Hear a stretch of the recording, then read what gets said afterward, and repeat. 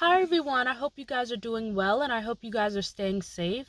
So, while I was at work, I was thinking one of the things that they have not discussed as far as the Epstein's files and things like that, they never discussed those transactions.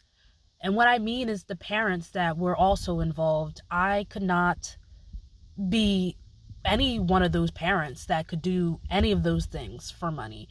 That kind of guilt would just sit on my heart and I could just never do that.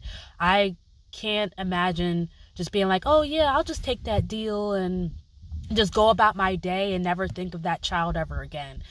I could not sleep at night thinking about that. One of the things that I've always said, and I've told one of my mother-in-law this before, I said I've forgotten my phone. I've forgotten my keys. At one point I misplaced them. But the one thing I never forget is my child. I never forget where my child is and what she's doing. And for those parents to go and do that with ease.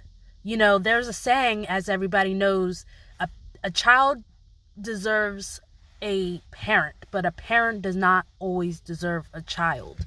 And if you do not want to be a parent, then do not be a parent. Do not do that. There are things that you could do to prevent being a parent, and a lot of those people should have not been parents. They should have did what was best and decided to give them to a better person that can actually take a good care of them.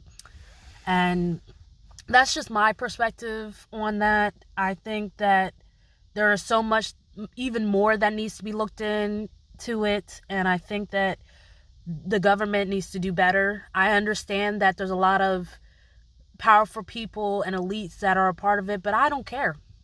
I literally do not care.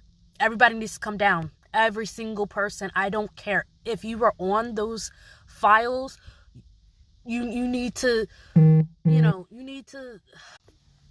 me repeat this. If you're on those files, justice needs to be served. You need to pay your debt to society, just like everybody else. Everybody else has to pay their debt when they do something wrong. You are not the exception.